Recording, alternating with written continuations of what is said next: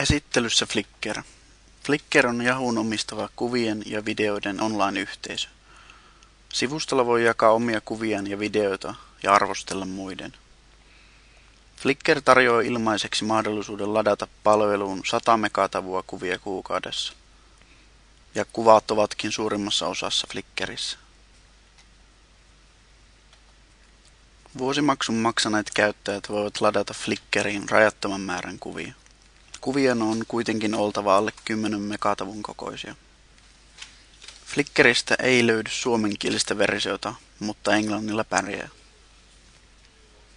Flickrin käyttöön tarvitaan Yahoo-tili. Jos omistat jo sellaisen, voit kirjautua suoraan sisään. Muussa tapauksessa tilinteko on yksinkertaista. Jatketaan sign upiin. Syötetään perustiedot. Perustietojen syötön jälkeen varmistetaan tietojen aitous.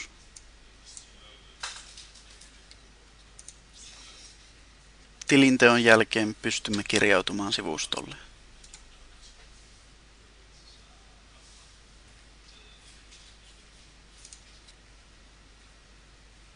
Etusivulla näemme perinteiset valikot sivun yläosassa.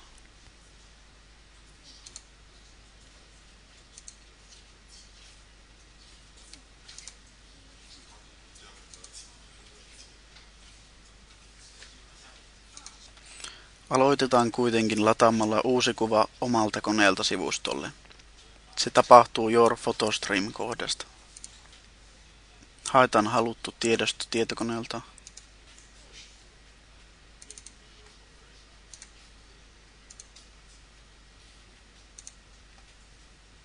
Seuraavalla sivulla voimme nimetä tiedoston uudelleen ja voimme lisätä siihen takeja tai muuta lisäinformaatiota.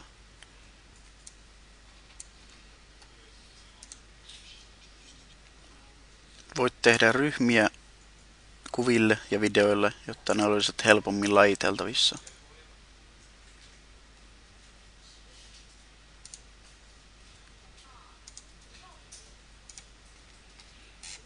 Kuvasta tai videosta voidaan tehdä julkinen, jos halutaan, mutta oletuksena se on yksityinen ja vain itselle nähtävillä.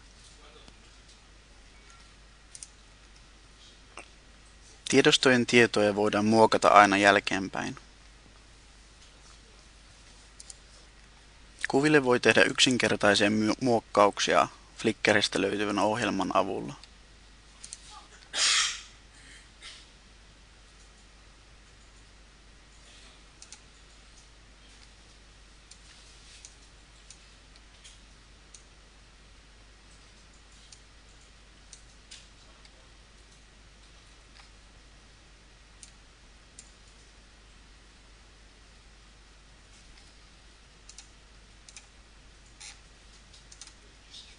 Kun olet ladannut useamman kuvan sivustolle, voit tehdä niistä helposti vaikkapa kuvaesityksen.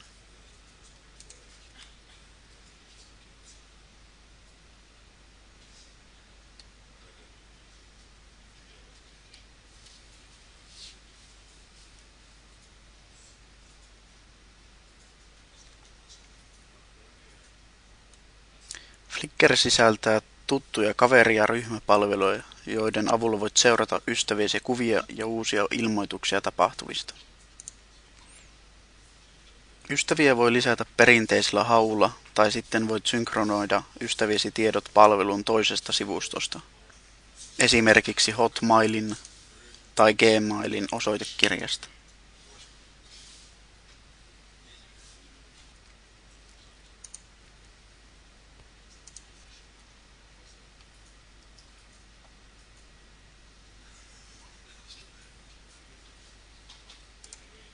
Tilin voi poistaa Your Account-valikon alta.